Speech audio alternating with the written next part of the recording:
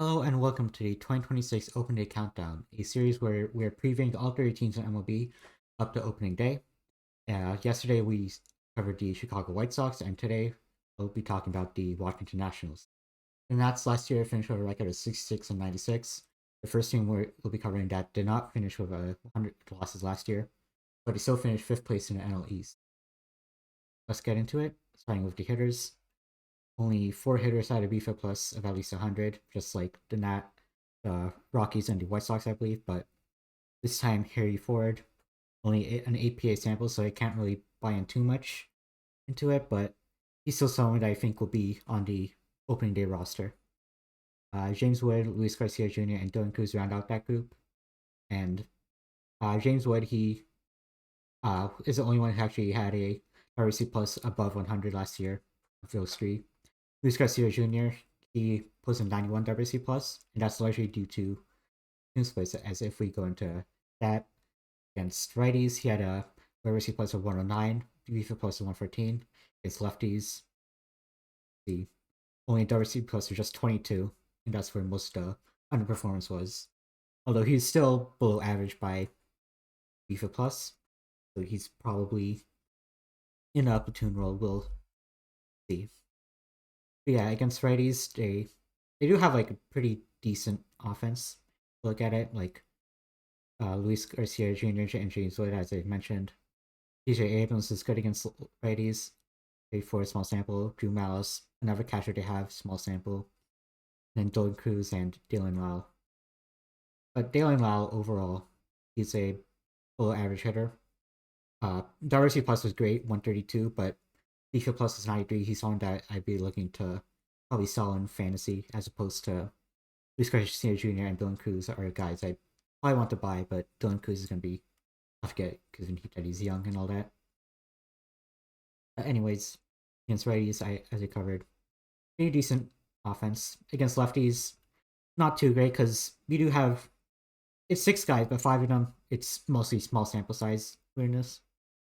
Like James Wood is the only one who even had over 100 player appearances against lefties and was above average. Like this guy Jr., he's probably going to be used in a platoon spot.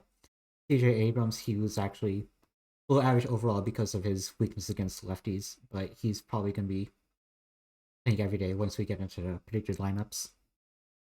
So as for the pitchers, we'll get into that starting rotation. And the first team pitcher to note, is Andrew Alvarez, who had a 341 BFIP, which is great, but it's only 5 starts, and in AAA, his BFIP was actually worse than average. So he's someone that, small sample in the big leagues, wasn't great at AAA, so probably going to start the year at AAA. I'm not going to buy into this. But Cade Cavalli and Brad Lord, like these two are some pretty good arms. Cade Cavalli, 697 with the heater, great curveball. Most of the ERA estimators are pretty low on him, and honestly, Brad Lord as well. Like all of these ERA estimators pretty not very high on him except for XFIP, but even then, like BFIP is higher on both of them. So they're two very underrated arms that I like in that rotation. And then the rest of the arms, not too great. Trevor Williams probably missing some time with Tommy John. So is DJ Hurst, who didn't pitch at all last year. And Mitchell Parker, Miles Michaelis, Jake Irvin.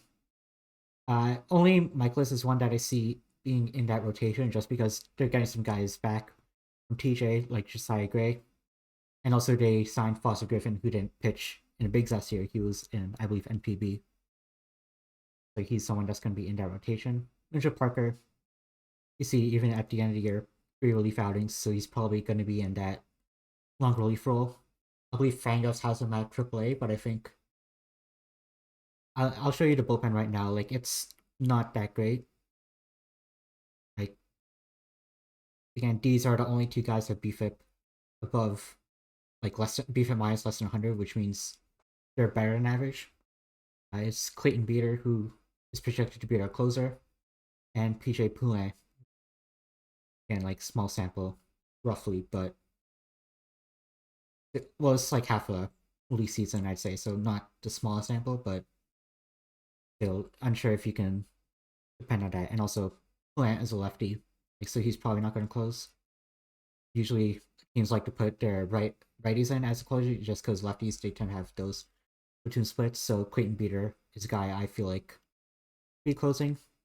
Action Schultz is the long reliever, probably going to start the year at AAA. Granillo, he was actually like not that bad at AAA. He got him from the Cardinals, and last year he had a 129 ERA and a 291 BFIP at AAA in 42 innings. So a very good arm at AAA. Small sample in the big leagues. He's someone that I think could step in a leverage role, but other than that, not much else in this bullpen. And so let's get into the predicted lineups. I have Keibert Ruiz as the quote unquote everyday catcher, but I think him and Harry Ford are going to share a lot of time. I think it's going to be like maybe like a 50-50 timeshare. I just have Keibert Ruiz in there just because he's the incumbent catcher. First base actually is going to be a bit of a long shot, but I feel like Bobby Malik Ortiz should be in there, like at AAA.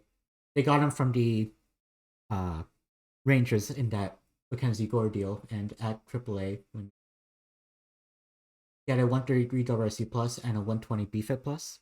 So it's not going to translate to crazy production, but it's going to be a lot better than a lot of the bats that they have. Fangas projects first base to mostly be Luis Garcia Jr. because of the defense, but I believe Luis Garcia Jr. He's getting some reps at second base, and so I think he will still ultimately be in second base, having a strong side to Nasim Nunez. But if say Luis Garcia Jr. Let's say he's the first baseman, having Malik Ortiz is probably in AAA, let him cook a little bit more. Nasim Nunez is probably the everyday second baseman. But something you can do with this timeshare is that you can also have against lefties Nasim Nunez play against shortstop because DJ Abrams is not that great of a defender at short, but he's not the kind of guy that you want to move off the position into second base like full time. So he's someone where, let's say, against righties, he's playing at shortstop, which most of the time. But at second base, against lefties, he's at second base, just to like improve your defense a bit. At third, I have Brady House, who was not great offensively, but he's again like 56 whatever he plus 49 BFIP plus, like not really what you want to see. But he's like a young guy. You sort of like want to give him a little bit more reps just to see if he has something there. And again, like similar to Robert Hassel, he's in this. He could be someone that could be in center field most of the time, just because he, like you maybe like you want to give him those reps, like see if he can develop further. In left field, have James Wood every day. Right field, have Dylan Cruz every day. Again, Dylan Cruz, I think he's a very big bounce back candidate. James Wood, he's one of the best hitters on their team. Like by BFIP, he's a bit. BFIP plus projects like a little bit lower production than what he did, but is still above average. And so he's someone that should be in there every day. At center field, Jacob Young, again, like I have him in here mostly because of the defense, but he's someone where, again, you could have Robert Hassler fill in instead, and then use Jacob Young as sort of that like for foul field type, sort of like that defensive specialist.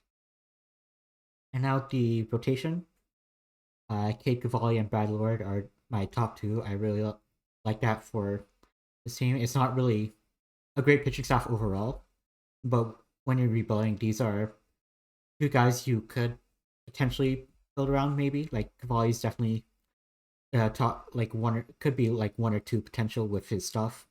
Bradler's probably like back in the rotation when you're competitive. Foster Griffin, he was signed out of NPB. He's sort of that lefty, like not really overpowering stuff, but he has like a ton of different pitches. I believe it's 7 or so. So maybe he can like mix and match his way into having a decent season. Michaelis they signed just to sort of be that innings eater. Like he wasn't, you know, all these. So he's not that big of an upgrade over Jake Irvin, but it doesn't hurt to have that depth, you know. Like if Michaelis gets hurt or someone else gets hurt, you can always call up Jake Irvin from AAA. And then the fifth spot, I sort of have a battle between Josiah Gray and Mitchell Parker. But I think Josiah Gray ultimately wins that spot just because he has a little bit of seniority. And as I've mentioned earlier, Mitchell Parker, he's someone that uh, ended the year in the bullpen as sort of long relief role. So he probably sticks there start 2026. In the back end of the bullpen, I have Clayton Beater as a closer, BJ Poulin, and Andre Ganillo as a setup man. And then to fill it out, Cole Henry, Jackson Rutledge, Richard Lovelady, and Griff McGarry. I do want to touch on Griff McGarry a bit. Like, he wasn't that great at AAA, but he was a Rule 5 pick. He does have great stuff, but I'm not really confident in the result really being great from an MLB level, but he's a lot better than a lot of the other options. Like, look at Rutledge, Lovelady, Rabalta, Julian Fernandez. Like, these are guys that were not that great, not only by ERA, but also like FIP, xERA, all those peripheral stats.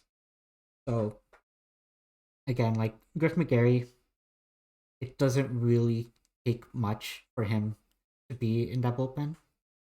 But it could be like Evan Reifert last year, where he really struggles in spring training and he eventually returns to the club. Yeah, that's what I have for the projected roster for opening day. I think. Also, I want to add that according to my Rajware projections, like it's not great. Like Trevor Gott, he's on a minor league deal, and because he put this up a few years ago, that's why he's projected like this. But I don't think he is really going to make much of an impact. But you look at DJ Hurts, he's not going to be on the roster by opening day, but he was a pretty solid arm in 2024. And once he comes back from injury, he's someone that I think could get some innings in a big league level. Like, he's probably better than Josiah Gray. Not 100% confident, but he's someone that could fill in the rotation, and he'll definitely get some innings in the big leagues next year.